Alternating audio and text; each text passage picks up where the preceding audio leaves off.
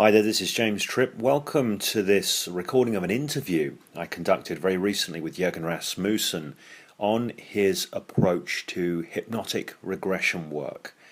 We're going to be covering a lot of interesting material, interesting perspectives within the context of this conversation, drawing in lots of different aspects and elements that inform Jørgen's approach to hypnotic regression.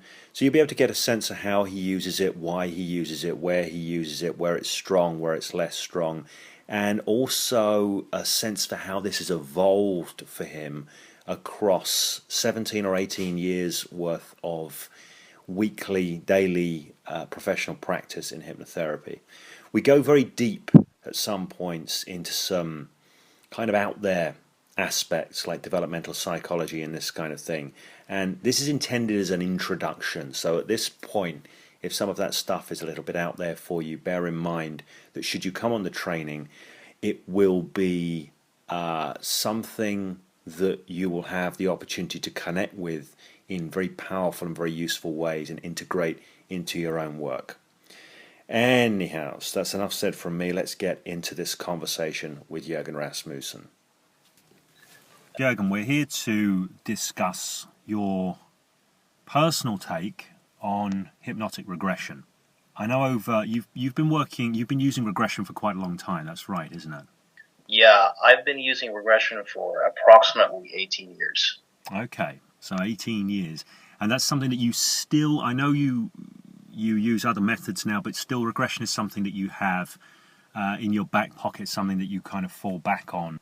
Yeah, it used to be my main tool most of the time for quite a long period, and over time, as I think with most, when most approaches or practitioners of something mature, I think the approach becomes more contextualized. So I still use it, but more selectively.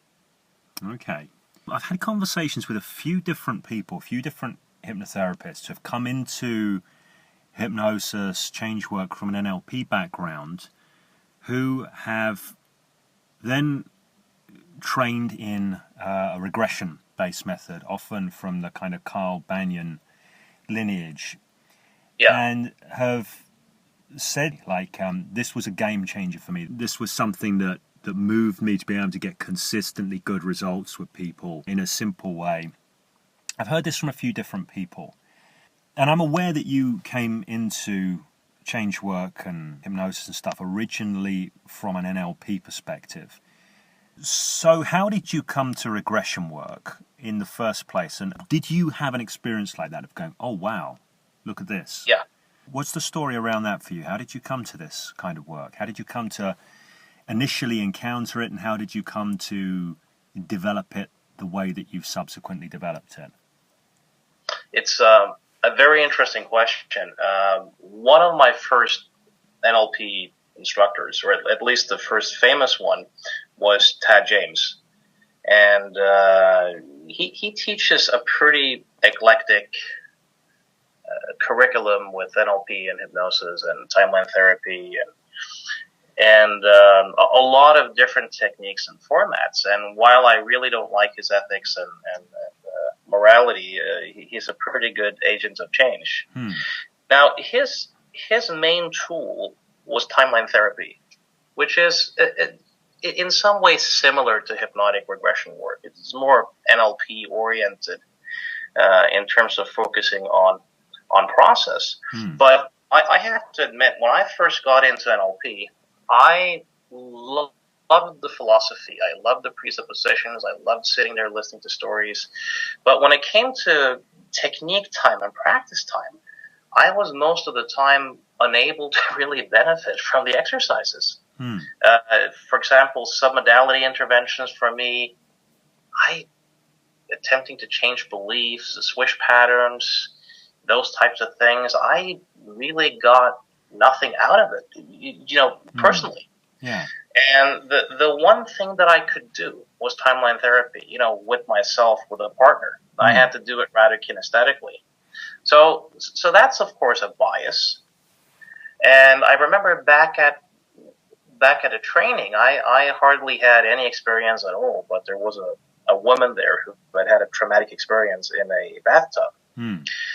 And I did timeline therapy with her, and it worked. And there was a jacuzzi at the hotel, and she got into it, and it really worked. So that those two things, that A, I was able to do it on myself, and B, having that initial success with it, I think really mattered. Now, but here's the interesting part. Of course, Tad James had a strong preference for timeline therapy, and I started to play a lot with it. And I would notice that it would often be successful, but it would kind of be hit and miss.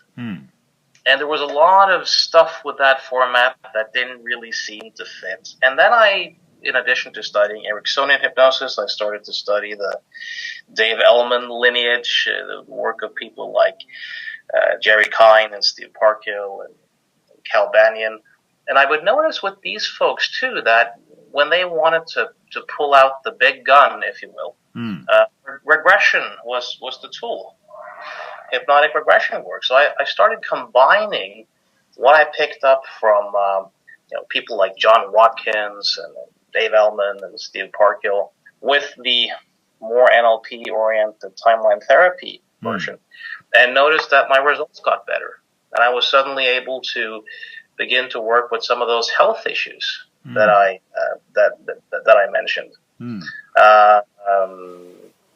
And the way most people do regression, I look at it this way: it can be a very powerful tool. Some of the most dramatic shifts I've seen in clients have been through that tool. Not all, but quite a few. NLP-oriented folks generally don't know how to do it or don't do it. Quite a few hypnosis folks, the non-Ericksonians, have a tendency to do it, at least some of them, and get some good results with it. But their understanding of psychology and memory and heuristics and biases and that type of stuff are often stuck in the 50s. You know, it's memory as a tape recorder. It's often very Freudian old concepts, often accustomed with New Age babble. Yeah. Which I think is very unfortunate and very often gets in the way. And sometimes when people do regression work, even if they're successful, they're simultaneously reinforcing notions that are just completely absurd. So what I've done in recent years is both gotten a lot more selective with the tool after studying Albert Ellis's work and a lot of other stuff, studying more psychology, more memory, cognitive science, but also more streamlining it and looking at memory research and doing my best to avoid presupposing and reinforcing notions that we know today that just aren't so. Right. See, that's a big thing for me in what you do, and one of the reasons, well, the primary reason why I wanted to invite you over to do this training, because I've stayed away from regression work because it seems to me to, exactly as you say, to have been reinforcing a lot of what appear to me to be misconceptions, toxic frames, all kinds of stuff. You know, a lot of the mythology around it, this idea that there is a root cause, and when you find this root cause, and it's this very cause and effect, instead of seeing things in a more systemic way and seeing how things emerge and interact. So I really love that you are ruling that in. And I'm opening my mind to this now because I've seen the power of regression work, and I'm thinking, well, you know, how can I, looking at it from my own perspective, how can I take the power of this, but have it work in a way that's very generative and not so backward looking and not so cause and effect, reinforcing this idea that we're somehow some victim of our past and this is who we are or whatever. You know, I've wanted to look at evolving something that has the best of both worlds, and it seems to me that that's what you've been doing across time with your approach to this. Yeah, that's what I'm really doing my best to to do to present to be able to bring forward some of the really useful gifts and strengths of regression work, but also doing my best to avoid those types of pitfalls. And sometimes too, here's a very interesting finding. If you notice many people in the hypnosis world who teach regression, it's often a one-size-fits-all. This is what you do with all your clients.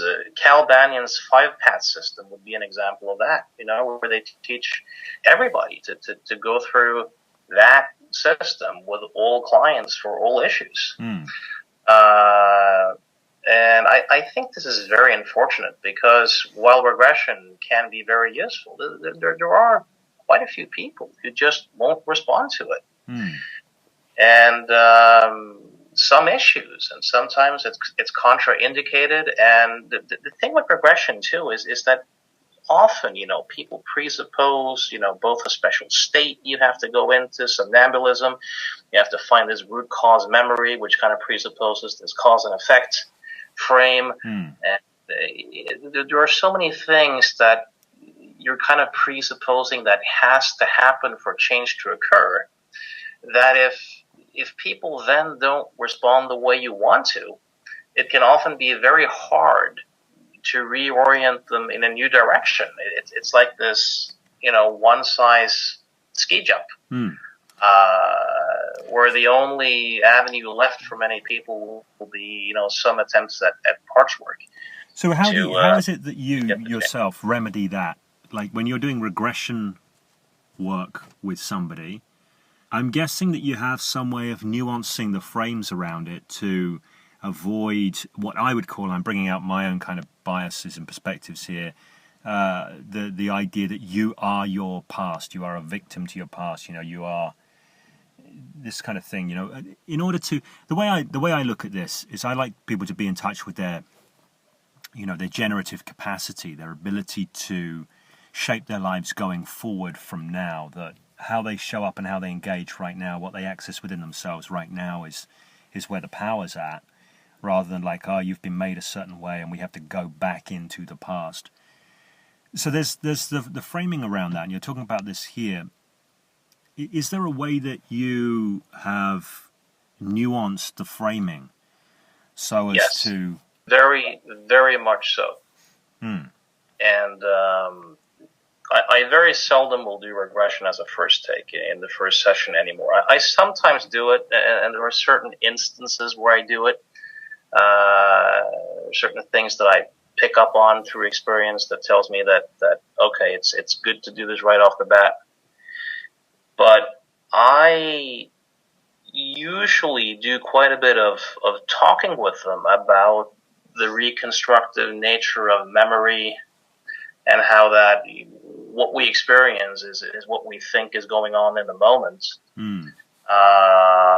And even if we have an experience, in quotation marks from the past, it's not really our past, but it's what we currently think happened in the past, in our current mood and expectations and motives and so on and so forth. So I make it very clear to people that we aren't really working with the past, but we're working with state-dependent neural networks, if you will, and helping them change imprinted ideas and ways of meaning making, and that regression tool is one way to do that. But it's a form of framing that if regression doesn't work, I haven't shot myself in the foot. You can still get the results in other ways. And then there are also, for example, let's say the session doesn't quite work, you don't quite get to resolve it.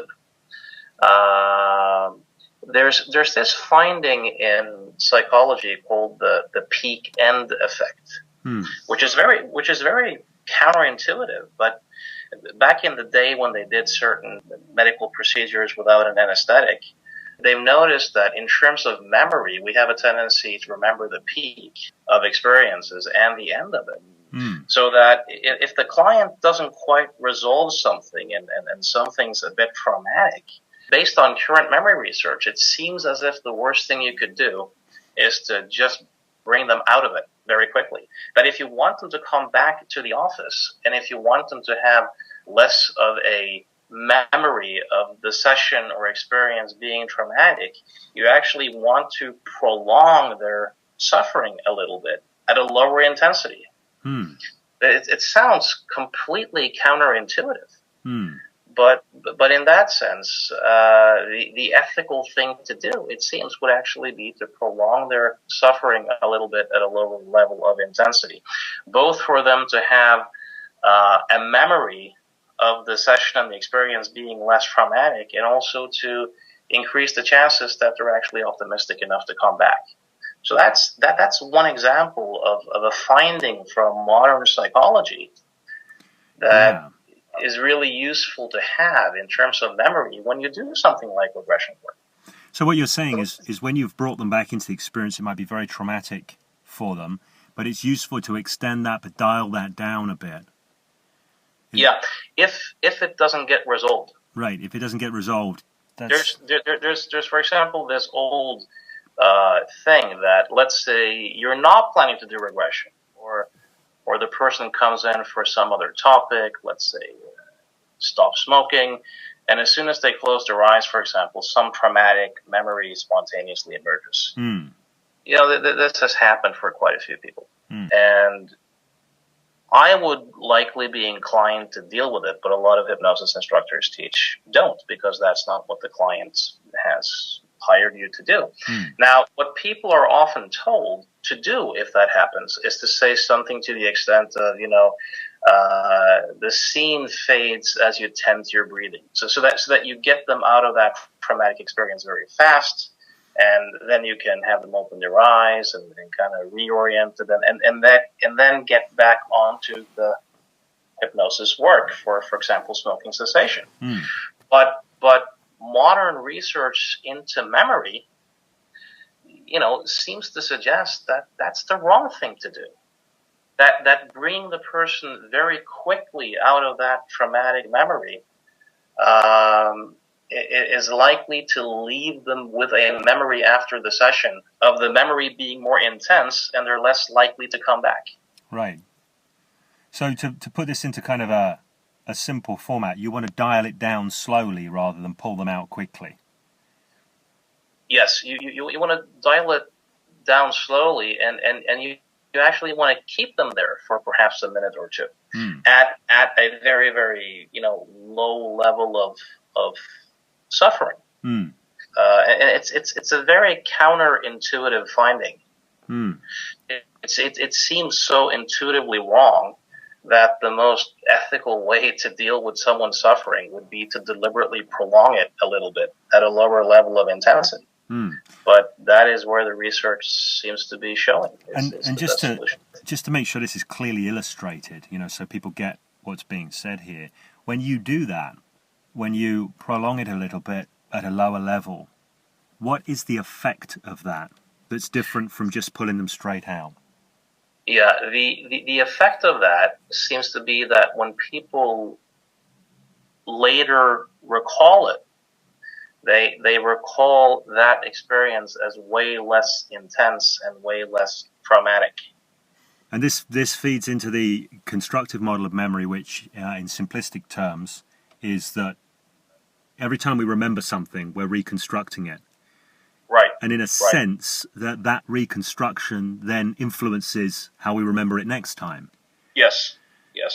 So every access of the memory influences the next access of the memory, and hence, recollection can be generative. Yes. I want to bring this back to a question that arose in my mind very early on in this conversation, when you were talking about doing the more Tad Jamesy kind of format and getting the results with that. Yeah. And then introducing some of the things that you learned from, you mentioned Cal Banyan, Steve Parkhill, you mentioned Ellman, somebody else you mentioned as well, Jerry Klein? Yeah, with the Dave Ellman lineage, you mean? Yeah, You mentioned bringing some stuff from the more kind of old school hypnosis lineage. That's what I always call it. Bringing it into the timeline stuff and it making a big difference. Yeah.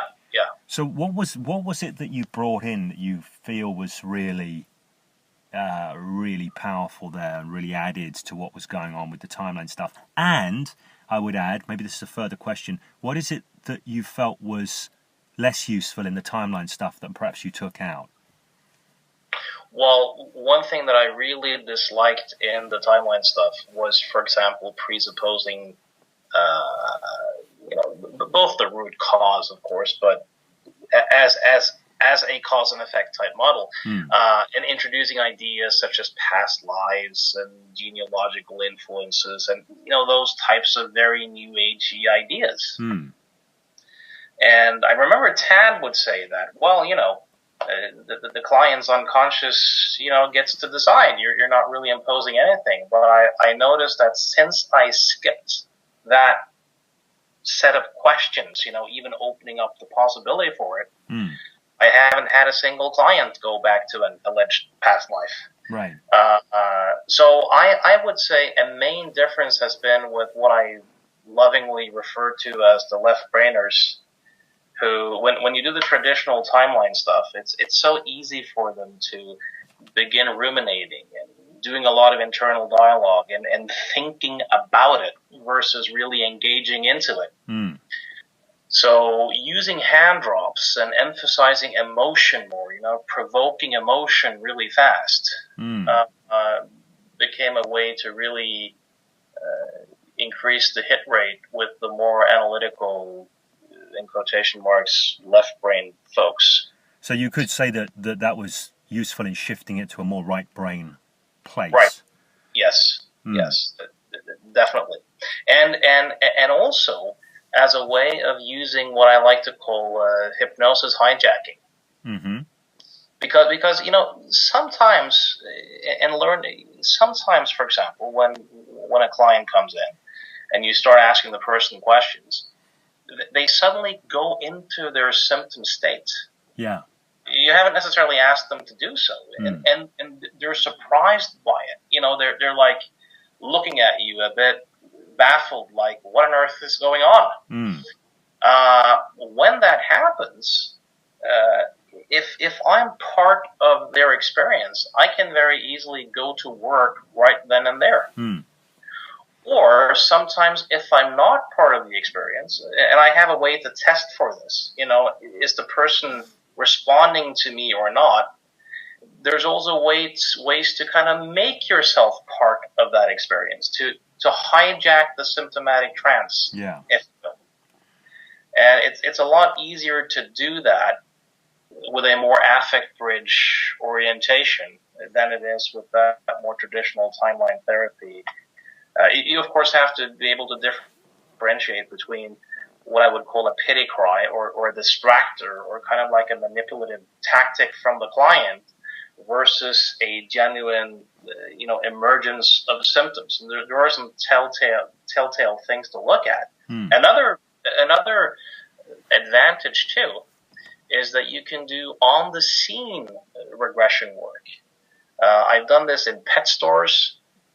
I've also done this while taking people out and doing work with either elevators or heights, where you're testing and the person gets kind of symptomatic. You can then and there, in the real life context, do live work, and that is useful. I should give credit where credit is due. To my knowledge, the first person who did affect bridge work was John Watkins during the Second World War. Right. He didn't die so long ago. He had some very interesting ideas too. So I've gotten some stuff from there. But yeah, it's a very interesting topic, and there's so many applications. I think that's something that I think that's a powerful thing to be able to do, to be able to work. It's always been a thing for me, going back a long while when I first got into NLP hypnosis, was the ability to work anytime and anywhere and as and when it was needed, and not to have special tools. I never liked people who said, well, you've got to have the comfy chair, you've got to have the headphones with the right music on or anything like that. Right. You know, I love what I might affectionately call guerrilla hypnosis or guerrilla change work. Something comes up on the fly, and because you're there, you're present, you've got some sense of what could happen here that might be able to transform this or evolve this or move this in a useful or interesting way. And it's happening right there. It's already happening. And like you say, knowing it, seeing it unfold, that gives you the opportunity to hijack it, lock in, and steer it in a useful direction.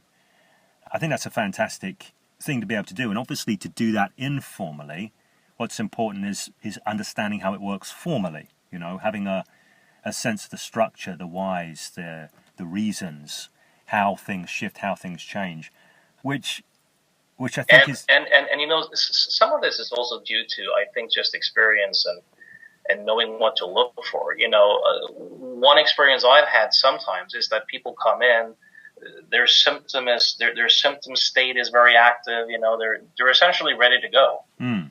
And protocol tells you, no, first you have to, you know, take a history, which I never do anymore. But right. But you know, first you have to take a history, then you have to have a hypnosis pre-talk, and then you have to do an induction, and you know, you have to calm them down first, and then have this long, you know, rapport building or pre-talk or intake, and then you can attempt to activate their symptom state again. Exactly. So I think this is important.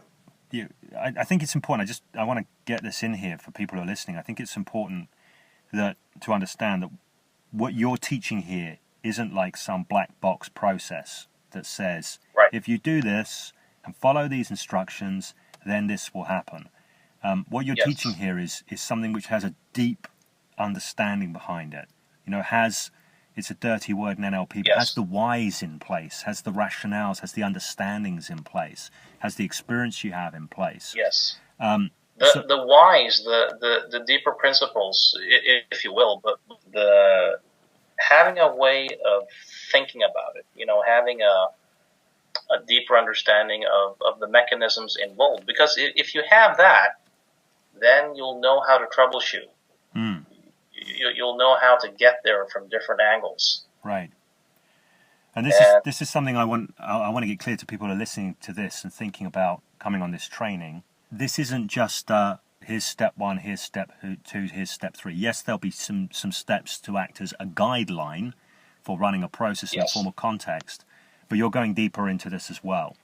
Yes, and I'll demonstrate the process as well, so that people can see it and some people can experience and that's an important thing, I think, about the way you teach and the way you train and the way you do everything that you do, is that you are unflinching about doing it and showing it and exploring with it and willing to see where each individual case goes. And I know that you do this within seminars. You check in with people and see how stuff is going. I know that recently at Change Phenomena you did a live demo, and when we spoke a couple of days ago, I know you've already been in touch with the guy that you did the work with. Yeah, we're having a talk tomorrow actually about it. Right. And I think that's so important. I think it's so very important. And I know you do this regularly with clients. You keep in touch with people. You check in. You see how stuff unfolds, sometimes across many years. Yeah, I don't always do it, but I think feedback is so very essential. Mm. And it's the only way to learn. And you know, one criticism that I've gotten sometimes from NLPers and hypnotherapists is, you know, how can you take risks? How can you be so experimental? Mm. And my answer is often, well, that's what we're asking of our clients. You know, we're asking them to experiment with how they behave and how they fundamentally see the world. Mm. You know, we're often asking a lot of our clients, and it would be very strange then if I, as a helper, you know, should be completely unwilling to show those same characteristics while doing the work with the person. Right. That to me seems very, very strange and very bizarre. And I think this is an important thing to emphasize here as well, is the way that you do this work, this regression work, it has evolved across time. And it hasn't just evolved in some kind of theoretical context. It's evolved in a live, real context. Oh yeah, this is daily practice. My profession, my full-time job for 18 years has been seeing clients, and this has been one of the bread and butter tools. Right, and you test and measure because you're checking in with people and you're seeing what works. I know you said early on in this conversation that you found that that you got better results with phobias using a regression-based approach than you did with the traditional NLP quote-unquote fast phobia cure. Yes. And you know that, I'm guessing, because you actually, you're testing and measuring. Yes. Same with allergies, definitely. So what you're doing here has been in evolution for a long time. Did you say 17 years? You've been 18 years. 18 years. So it's been in evolution for a long time, and it's been refined. And as I understand it, I mean, I know I came on your training a few years back, and you taught your regression format, or a version of it as it was at the time. Yes. And since then, I think, as I understand it, you've evolved it further. Is that right? Yes. I have three very big influences for me in recent years, or for quite a bit of time, has been, as you know, the work of Albert Ellis, the rational emotive behavior therapy, and Kegan's work on developmental psychology, which I mentioned. Yeah. And also a little bit some stuff I've gotten from the three principles and studies of Buddhist psychology. And of course, I keep researching memory and heuristics and biases and stereotypes and all that type of stuff. And I play with it with clients. And, to me, it's so amazing to see people who have been teaching for decades and they still do exactly the same stuff. Which is exactly why I suggested the title for this training of 21st Century Regression, because I know you keep on looking, you keep on bringing it up to date, you keep on experimenting with new variables. I know that this is an ongoing work, and I know that you do this because you love doing it as well. Yeah. I love it, and I'm curious, and of course the realities, for anyone who's doing this as a profession is, I don't always succeed with clients. I still have clients from time to time who I just don't get through with, or who don't come back after the first session, or people where the results are moderate or mild, and anyone who's honest and who sees clients for a living will admit that no one has 100% success rate. We all struggle, and my thing has always been, if I see a client and I'm not able to reach the client, or we're not getting there, the question becomes, well, what do I learn from this, or what could work, or what am I missing? What are we seeing? Yeah. And that for me naturally leads to experiments and looking for new information, and who's got a handle of this, who's succeeding with this, is someone doing something that I'm not doing, and in that sense, evolution is unavoidable. So that's something that will be interesting to explore, is when you use it now, when you choose to use it now, what are the real markers for you that say this is going to be the right format to use? Well, if somebody comes in with a phobia, of course there are other ways of working with phobias, but I think one of the strengths of hypnotic regression work, and of course it's not really regression, it's the wrong term, it's actually memory reconstruction. But I'm using regression just because that's the word everyone's using, even though it's incorrect. So although there are many other ways of working with phobias, I've discovered that as long as the person has, at least some decent capacity for hypnosis, it seems to be the tool of choice. meaning it works consistently fast, and the results tend to be lasting. More so for me than, for example, the NLP phobia cure. Trauma is generally a very good used tool for trauma and PTSD type symptoms. Issues that are very emotional. If somebody comes in and they have a tendency to, in certain contexts, respond with emotions that are either completely misplaced, for example, a fear of a spider, or they respond with emotions that are just way too strong to be useful. As an example, the parent who rages when he attempts to set some boundaries for his kid, where it seems as if people are really dragging with them old memory constructs and their emotions into present time. And in those situations, this type of work tends to be really, really good in helping them update their system, if you will, so that the responses become more functional. Another topic as well is health issues. Most interesting thing for me has been allergies. I've done a lot of work in that area, and I started off with Diltz's NLP allergy format and played with 6-step reframing and that type of stuff.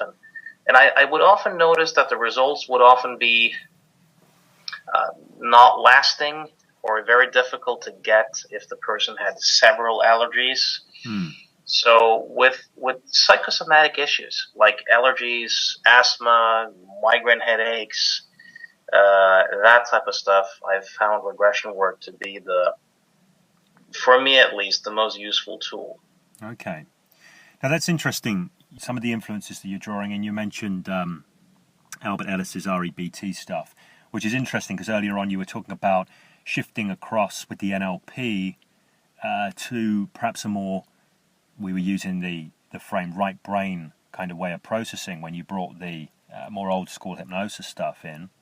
And it's almost like a folding of the sword, because the Ellis stuff in some ways can be very left brain, particularly the way Ellis did it. I've seen Ellis as a clinician. I was a little bit disappointed actually, because I'd got so much from reading his work. To see him work was a...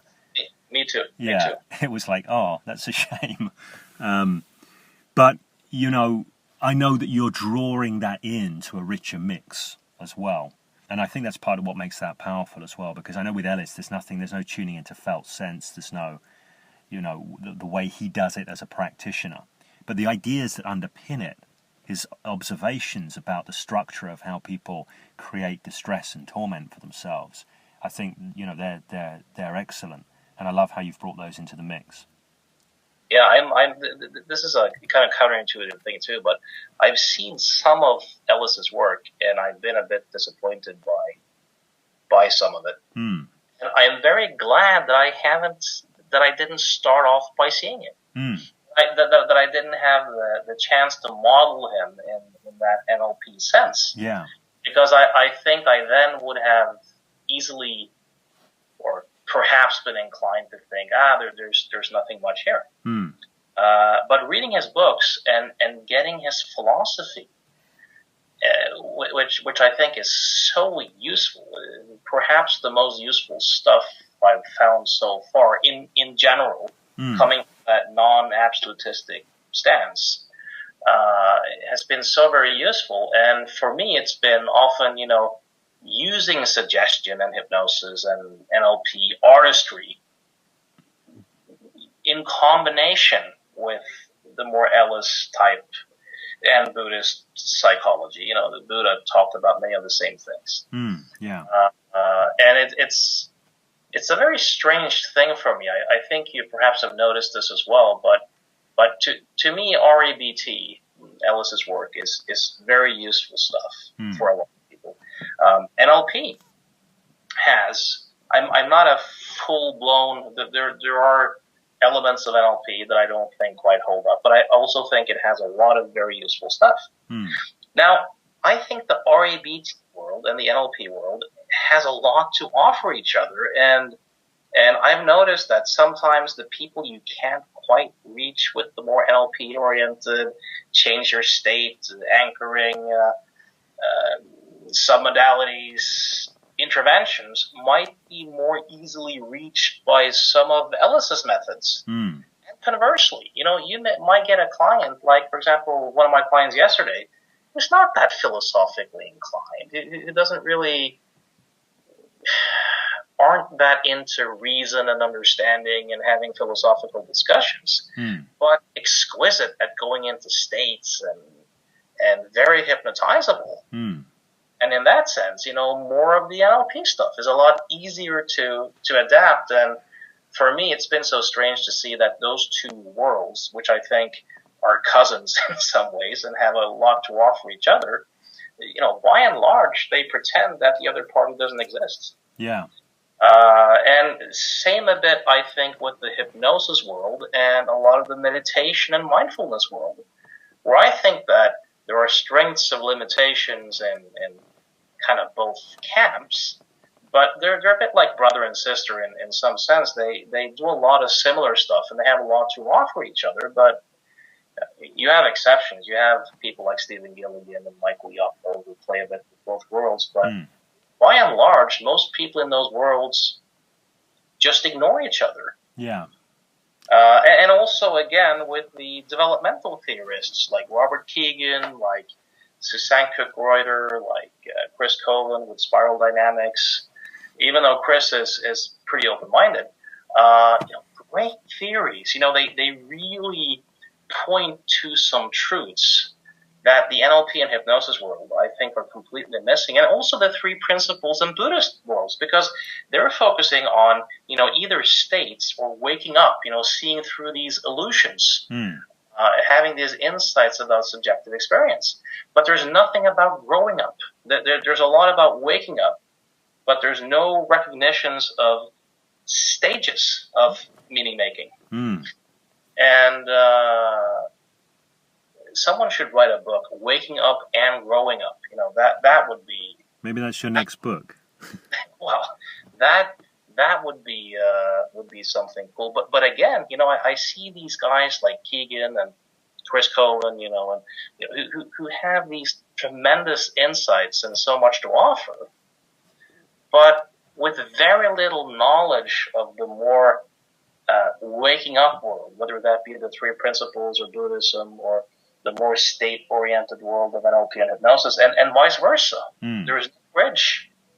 There is no overlap, and that's, of course, what I attempted to do to begin to do with my last book, Provocative Suggestions. It was essentially a way to at least attempt to say, look, here are these different frameworks, and let's see if we can integrate them a bit and see what comes out of it. Yeah. I'm kind of interested in looking at regression because I've had some experiences recently that have put me back in touch with that power, the power that's inside of that. And I'm also aware that it is powerful and it can blow up in all sorts of different directions. And there is some delicacy and some understanding that really needs to sit around that in order to make sure that power is directionalized in useful ways and doesn't backfire in some tricky direction, because I think this is powerful stuff. I think regression work is powerful stuff. It isn't just a case of, hey, you can do no harm with this. It's only good across the board, Definitely. And I would also say, in addition to like three principles, like conversations, where people often report insights and often report making changes in their lives that they had no idea that they would make, right? Same has a tendency often to happen with regression. That there are so many people often make changes that they hadn't asked for, which tend to be very positive. Like, it just comes to mind in the moment, a client I saw many, many years ago who had this very intense fear whenever she had eye contact with someone. If somebody looked into her eyes, she would freeze. And that would often, to me, be like an indicator of regression, because she's a grown woman. She's competent, she's confident, she has her resources. And it's clearly a maladaptive response as a grown woman to go around and freeze every time someone looks at you. It seems like an earlier imprint that's being dragged into the present. So we solved that. We solved it completely. And she did fitness and aerobics stuff and some competitions, and she said that her ability to concentrate and be present and remember had changed, and she spontaneously quit biting her fingernails, which had been an issue for her, but she didn't mention it to me. So, she had no intent on working on it, and it was neither in my awareness either. And she also reported that her father had died quite a few years ago, and they'd been very close, and she'd had this unresolved grief stuck in her. And since the session, whenever she thought about it, she was filled with joy. Where there's likely a relationship. And I would have had no way of predicting those changes. For people who are curious, there's a video on the internet from me seeing a client in Amsterdam a few years ago. With a regression type format, and she had asthma, and she told me about the asthma, and a year later, follow-up confirmed that it had been significantly reduced, and she was using way less medication. But something else that was very intriguing was that she had a almost lifelong, very intense fear around thunderstorms, which she in the video tells nothing about. I had no idea that she had this fear. And she also said that she had no hope that could change because it was so ingrained and so strongly. This is something she said afterwards. Yeah. And the session, which we did on sadness, which is what came up with the asthma, it completely blew that out. Yeah. But like after that, it was completely gone, not a trace. And that's something I tend to hear from a lot of these 3P people, that these long-standing pains or symptoms that they hadn't necessarily deliberately set out to work on just disappear. And the same stuff has a tendency to happen with a lot of people who do regression. That's a really interesting thing for me, because I've had two instances of similar things. One of them I've talked about elsewhere, which is my lifelong fear of heights disappearing. Way after I'd stopped doing any work on it, but I was working on a different level. It's when I was being coached by Steve Chandler. We never did anything to do with my fear of heights, but it disappeared all by itself. And we were working more on the level of me and my sense of self. But on the flip side of that, very recently, I recently went to see a shadow work practitioner, which is partly what's re-sparked my interest in regression, because this was powerful work and it wasn't elegantly done. So I had to do a lot of repair work for myself around it, I felt afterwards. But nonetheless, having gone through that work and gone through the repair work and done some additional work afterwards to kind of make good the job, the initial piece of work was around motivation in business. But what's come out of it, and this is very noticeable, and my wife has noticed this, is it's just radically changed my relationship with my family and my children. Cool. So my wife has said, you're so different with the children. It's like you're so much more involved with them and so much more connected to them. I thought I was kind of involved and connected anyway. More loving, more involved, more connected. It's not something that I'm thinking I really should be more loving, involved, and connected. That wasn't the stuff. That wasn't what was being worked on. It was around business motivation, a completely different area. Yeah. And yet it's had this, this very interesting, very noticeable, because this isn't just my subjective observation. In fact, it wasn't my observation. I wasn't the one that noticed it. My wife noticed it, right? Not me. And I'm like, oh yeah, maybe. I hadn't even kind of noticed it, but she's like, God, you're so different. Yeah. And to me, having this experience, this experience I'm sharing with you now is the very reason that I pinged you a message and said, do you want to come over to the UK and share your regression work format? But, so I really get that. I can really tune into that idea of how powerful and how generative this can be. And this work that I did recently that was powerful and generative comes after extensive 3 principles-based work that I've done, which also made shifts, but in different ways, also generative.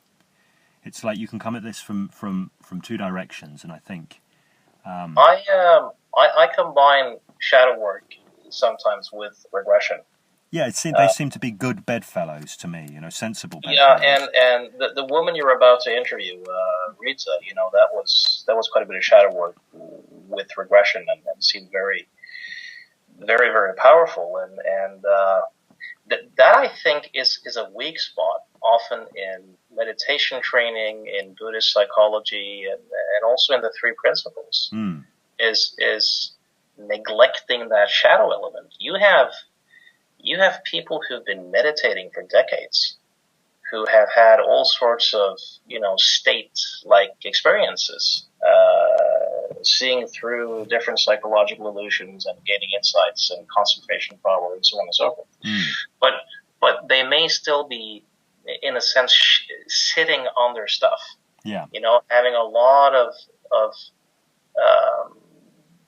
unresolved shadow elements in their psyche, from various phases of their lives, which then comes out, in their behavior. And this is perhaps one very useful strength of the more old Western psychology and more psychodynamic approaches is the recognition of that shadow element. Yeah. I know for myself, this has been recently the shadow work that I've been doing, not just formally with that guy, but generally speaking, has been very, very impactful, very complementary to the more Buddhist three principles orientated stuff that I've been doing. And I would include stuff like general semantics in that, which has been a big influence to me. It's a little bit more of a left brain approach, perhaps. But to me, that seems important. It seems to go on, to sit on one side of the fence or the other. It's like going, it's all yin or it's all yang, or it's not seeing how these things can sit in a both and space and be complementary to each other. Yeah. And this is the thing, I think, with a lot of the traditional regression. It's like, this is the way it is. It's all about your past. You are the sum total of your history. That is the governing paradigm that is ruling your life or whatever, and ignoring the fact that we are alive within the moment and how we respond and how we meet each moment counts. But then on the flip side of that, you can go, well, how I respond and how I meet each moment is what counts, that I become a better witness to my processes and recognize all of this. This is what's going to set me free. And yet this stuff just keeps coming up. It just keeps coming up. And then maybe you've got some tools to deal with it. Maybe you can not be had by it so much, but it comes up nonetheless. Yeah. There's this saying, and I don't know who to credit it to. A lot of people may have said it, but there's this saying that says that, if you think that you're really developed or sorted out or enlightened even, go on family holiday with your family, or, wait until Christmas time. Yeah. And meet your parents, and, even if you had a really good childhood and you really love your parents and your siblings and whatever, that's where many of us, discover many of our buttons. Shadow elements, old imprints, kind of unresolved stuff, which sometimes you have to get back into the setting. Yeah. To kind of discover that you may have some buttons around certain things. And that's a wonderful opportunity for shadow work sometimes. And I think it has to enrich regression work hugely. I mean, to me, it's almost impossible to see them as being separate, or if you left out that understanding of shadow and how that can be so influential, if you're just like, well, we just got to get back to this time and run the charge on it or reframe it or whatever your approach will be. It's this idea of we've got to get back and get rid of something, get back and negate something, rather than get back and connect with something that might actually be able to come through in a way that is deeply transformative. It's a seemingly paradoxical thing, because if you look at the waking up traditions, if you will, with the Buddhist meditation, mindfulness, the goal, as I understand it, is very often to realize that the self is an illusion. Mm. You know, that discovery of no self. Whereas if you look at the more developmental approaches to and of course I don't know anyone who, you know, it may theoretically be possible, but the people who I know who've meditated a lot, you know, these things seem to be like transitory state experiences, you know, that they can tap into and see. Mm. But if you look at the more developmental models, you know, what is self and what is other is what is changing as people make a developmental leap. You know, what used to be you, you know, in other terms, what was absolute, what you tended to look at the world through, becomes something that you can look at. Mm. So the sense of self gets bigger and bigger. You know, if you look at developmental paradigms in general, you know, whether it's morality and ethics or personal developments, the journey seems to be going from me, you know, exclusively me, against the world, you know, me, screw you, to a more us orientation, you know, my tribe, my nation, my country, my set of churchgoers or whatever, to more a we, you know. So theoretically, you know, when people develop, the self becomes bigger so that you can identify potentially with all living beings. And that paradoxically is, in a sense, what the Buddhists are pointing to. Yeah. That, you know, that both the sense of the self dissolving and the sense of the self becoming bigger so that you can kind of be everything is in many ways the same journey. I just saw this on this Facebook thread I noticed we were both on in terms of, you know, kind of government regulation versus individual rights. And one of my friends, you know, wrote about, you know, self-interest. You know, we're all about self-interest, which I think on one level is true. And then the question becomes, how big is that self? Yeah. You know, is that self fused with its immediate wants and wishes, or is it a self that's kind of fused with an in-group, a particular profession or family or religious orientation? You know, or how is the self fused with a particular ideology or a particular, you know, how big is that self?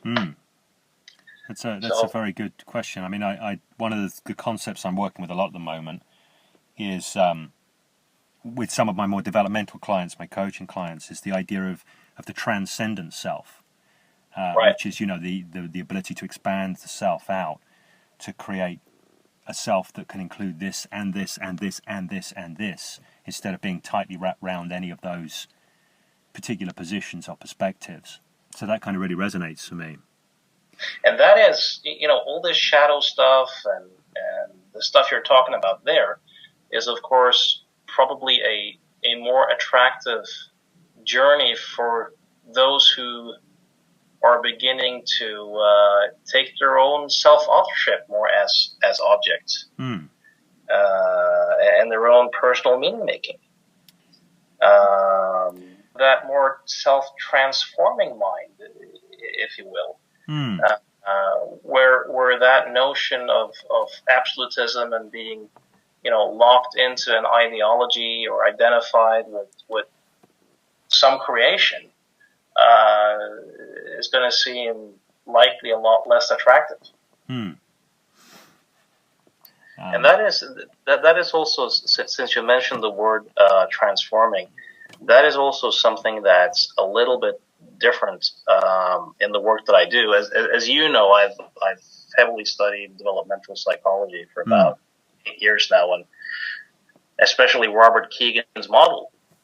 Yeah. And he makes this idea very briefly that we humans tend to have these meaning-making systems that we operate out of, that are unconscious to us, and that when we evolve, if we evolve, what we used to see the world through becomes something that we can take a look at and relate to.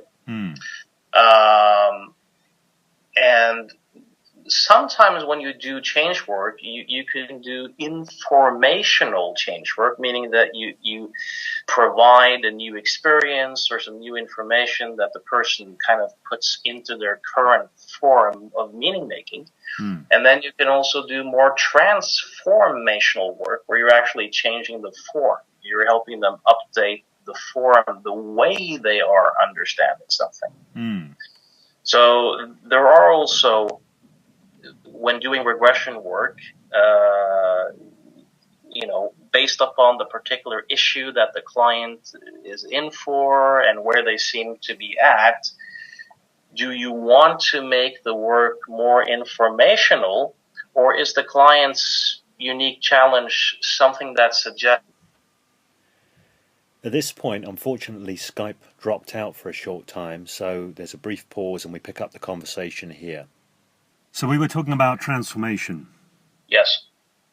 You were talking about the difference between when people needed, when it was suitable to bring information or content into their current meaning-making structures, if you see what I mean, or when to go for a more transformational approach.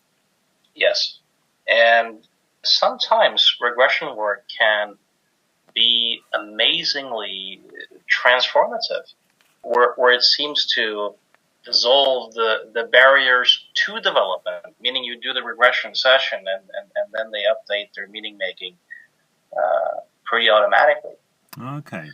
And at other times, you can see that people are in moving towards a meaning making system that they should have access to be able to, for example, function in the type of work that they do or the relationship that they're in. And in that sense, you can tailor make the work a bit with the type of questions you ask and the perspectives that you bring in, that makes it more likely that the work will be more transformational. And that's interesting, because going back to what you were talking about before with the framing and educating people to a degree around the nature of memory and this kind of thing, to what degree does that play in on a transformational level? Because it seems to me that starting to bring people towards an understanding of their own role in the creation of their experience is something that's operating on more of a transformative level, at least potentially, and not necessarily automatically, but at least potentially. Is there a tie-up there around the kind of how you do the framing or the psychoeducation around it, and leaving the door open there for some transformative work on a more kind of developmental level? Yeah, and sometimes if you do more of a 3 principles oriented conversation with people, not that I'm a strict follower of that. I've like you, I've taken aspects of it that I found useful. But sometimes you can have a conversation like that and talk about the reconstructive nature of memory. And sometimes people will automatically, unconsciously update old memory constructs without kind of consciously knowing that they're doing it, because they're coming into the office to work on something that's part of the contract. And by having a conversation where you help them to discover the reconstructive nature of memory and how the past is over, but you experience what you think currently was going on back there, but that's not quite the same as the experience, and you give them plenty of metaphors and stories and examples and perhaps some demos.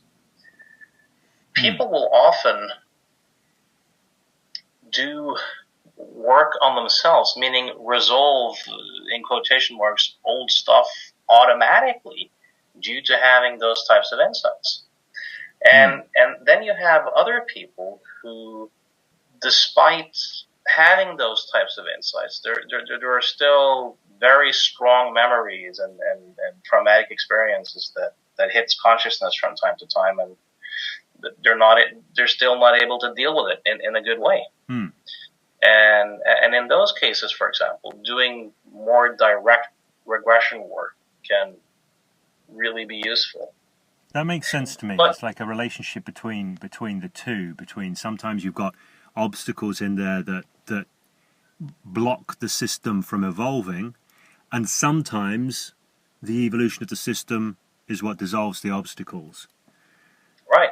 And for example, sometimes, I mean, we work a lot with clients who are attempting to find their own voice and, define for themselves and develop more of their own personal authority, if you will.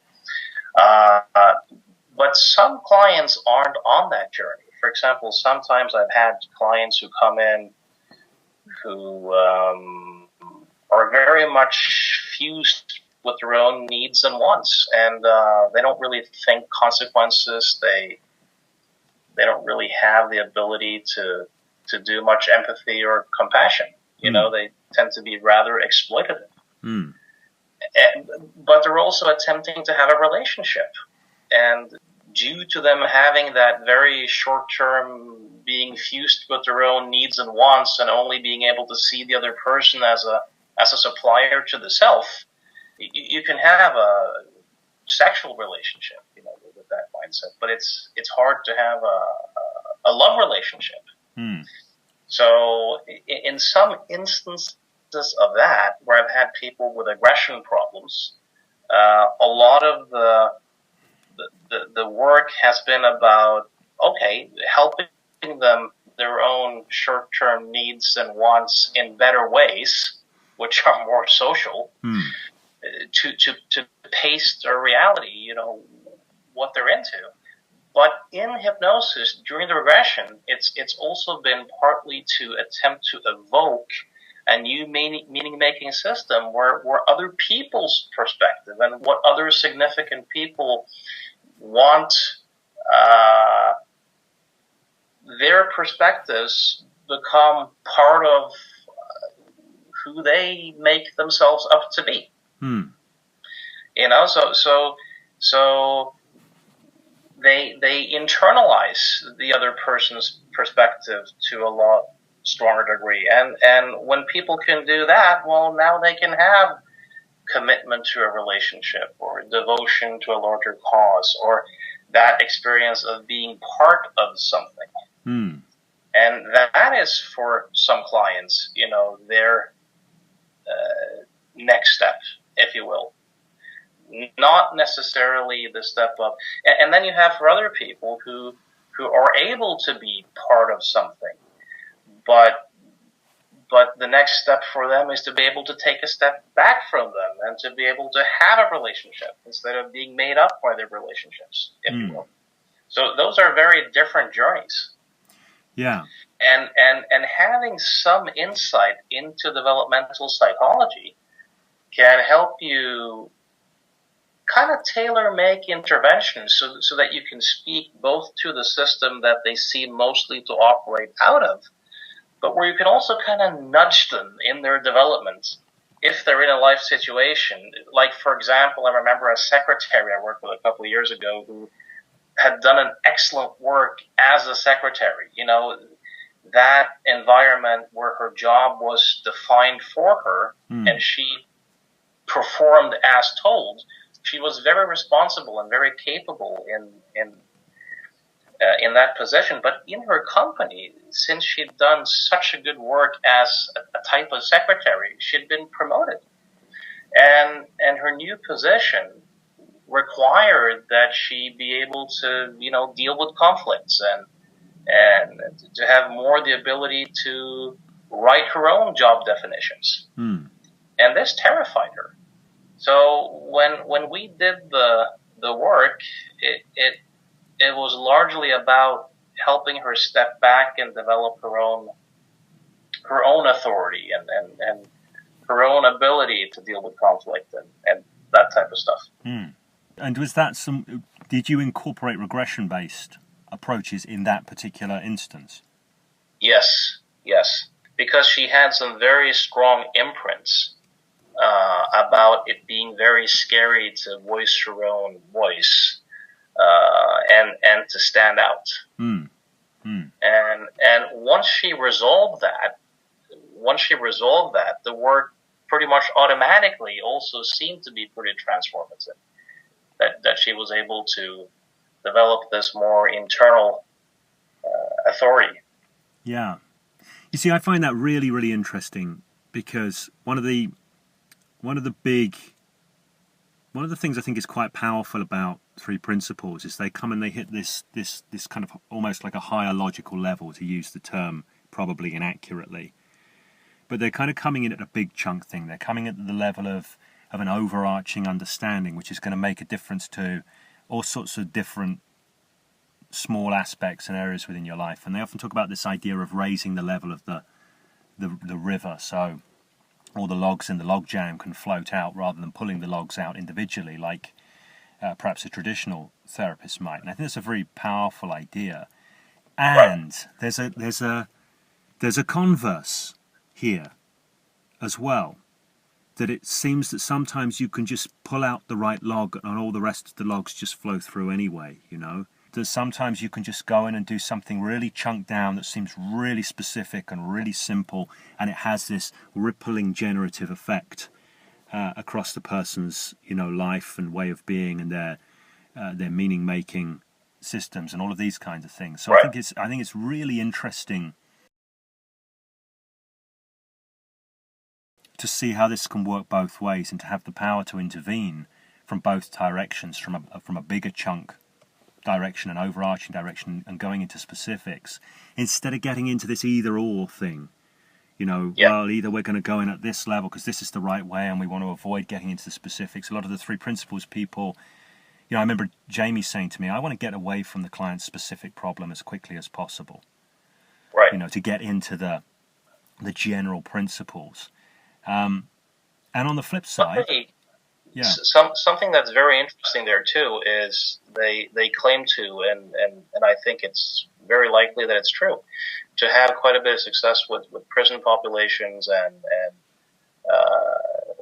housing projects, people of lower socioeconomic life situations, if you will, And from my knowledge of the prison population, I think a lot of those people are not in the journey towards self-authorship. I mean, they're not on the journey that many of our clients are, where they are able to be part of something, that they're well socialized, but now it's the journey is about finding their own internal voice, that road to self-authorship. I think a lot of these people are on the road to becoming socialized, to being able to internalize other people's and society's perspectives internally, so that society can, or parts of society at least, can become part of them, and they can become part of society. I think many of these people are on a different developmental journey, and I think this is one of the geniuses of the three principles teaching, is that they are willing to step up and provide a belief system. They're willing to step up and provide an ideology that people can be part of. Perspectives from proper authority that they can internalize and take in. It provides the order and the stability and the meaning. Yeah. They're becoming their new identity. That becomes made up of these principles in some ways. So I think they're very often kind of helping socialize people. Yes. And also, if you look at the work of Albert Ellis, who presents something a bit different, but something very useful, he was also willing to do that. And also William Glasser with choice theory, who also did similar work. They were all willing to provide an ideology for their clients, a set of principles to live by, ways of thinking, and to say, this is the truth. This is how it works. Now, in the NLP world, that's swearing in church. That's imposing content. That's, this is supposed to be about the client discovering their own solutions. And for a lot of people, that's very attractive. But I think for some populations, you'll probably, whether you're William Glasser with choice theory, or you're Albert Ellis, or you're a three principles practitioner, I think you're way more likely to reach those who are moving towards socialization with that type of approach. And I think the interesting thing about those approaches, at least this is the way it occurs to me, is that things like three principles, REBT, Albert Ellis' stuff, choice theory, or even if you look back to the old Stoicism material, yes, that's quite rigid and dogmatic in many ways, and obviously that's an origin of much of Albert Ellis' thinking. But what I think is great about those, and what I think is cunning and clever, is I totally concur with you there, in their assisting people in moving towards having something to believe in, becoming more socialized, giving them that kind of stability, whilst at the same time leaving the door open for the next stage, should that person wish to continue in that direction. Or do you see what I mean? It's kind of like... Definitely, and I think this is, as much as I personally really dislike religion and think that it's not a good moral and ethical system, I have to acknowledge that, a lot of people, for example, in prison, find religion, and they become better in a sense. They become more socialized. It's preferable from where they were, abusing drugs and getting into fights and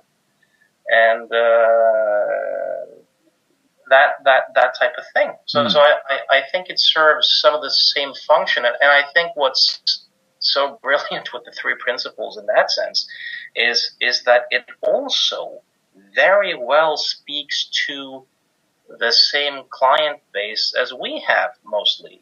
Those who have been socialized and who are taking a step back from that and developing their own internal voice and inner authority and self-authorship, if you will.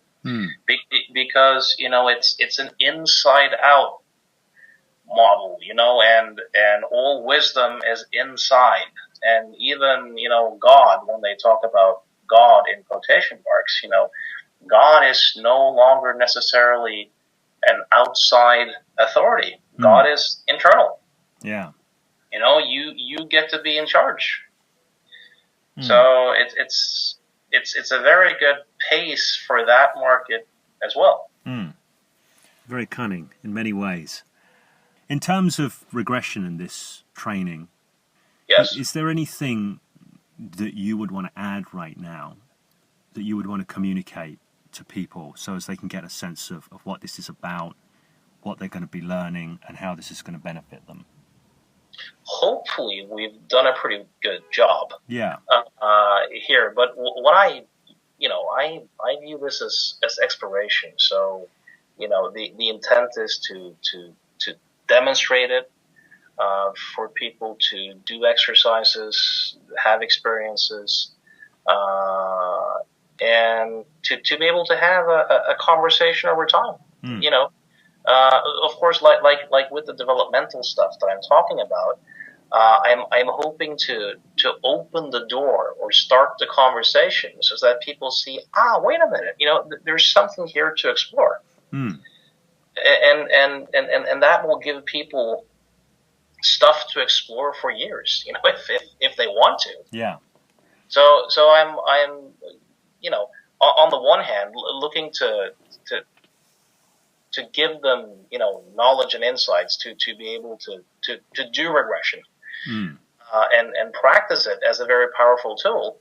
And at the same time, hopefully open quite a few doors, point people in directions in terms of, here's something you should look at, and here's something interesting, and here's something to play with And these people won't be copies of me or you, anyways. But hopefully they'll create their own personal style, and hopefully in 5 years they'll call you and me and say, look, I've discovered this thing when I do this or that, or I've blended in this, or I'm able to do something that you guys kind of said, shouldn't be able to do. Right. And hopefully we learn something from it. So that's interesting you should say that, because you saw this and I saw this. It was on some thread somewhere on Facebook, maybe, about this training, and Alistair Hill, who now lives in Vietnam. He came on the same training I went on with you a few years back, 2-3 years ago, probably longer than that now. Yeah. 4, I think. Yeah, and he was talking on there about the difference that training had made to him going forward. And how now he's now practicing as a hypnotherapist, doing change work with people, using the regression format that you taught back then, but doing it his way.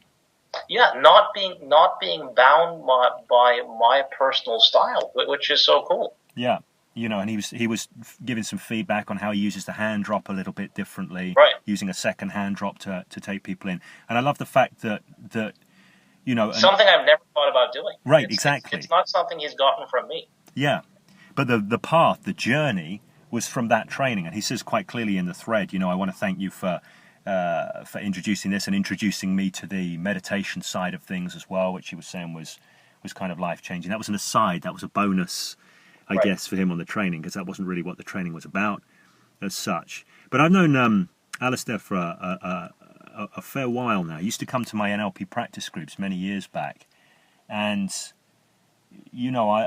I've really seen him grow a lot in that time, and I know that event, coming on that event, that was a significant thing for him that's really kind of set him up for where he is now. So, absolute kudos to Alistair, but I think he will be very happy to state what value he got from that, and that he got from it what you wanted him to get from it, which was something he could take and make his own. Yes. So, makes sense to me. When all of that, is there anything else that you would like to say or add right now? No, just remind people that you'll be doing a interview with a client of mine. That's correct, yes. Named Rita. And I think people who are interested should listen into that, because it's, I'm partially wanted to do that also for credibility reasons, but it's one thing for me to say, that this is great stuff. It's something else to hear from a client who's gone through a very big shift in her own words. So I hope people will tune in for that. Yeah, and it's worth saying, I think, right now, that this is a client. This isn't like a recent client. This is somebody you work with way back and have a long period of follow-up with. For two different issues. One is a 12-year follow-up for migraine headaches, and the other was when she was sick with cancer a couple of years ago. So. Yeah, so we're just organising the logistics of getting that interview done, because there's a translator going to need to be involved, because her English isn't perhaps as good as yours is. But that's going to be happening, and I think that's something that will be very, very interesting for people to tune into. Yeah, I think so. Okay, then all that remains to be said now is thank you very much, Jørgen, for being here on this call. And it's going to be fantastic to see you over here in the UK. I'm really looking forward to it, and we invite those of you who are listening who go, this is something I'd like to do, to get in touch with me. There will be a link close to wherever you're listening to this that will let you know how you can get onto that training. Okay, Jørgen, thank you. Thank you.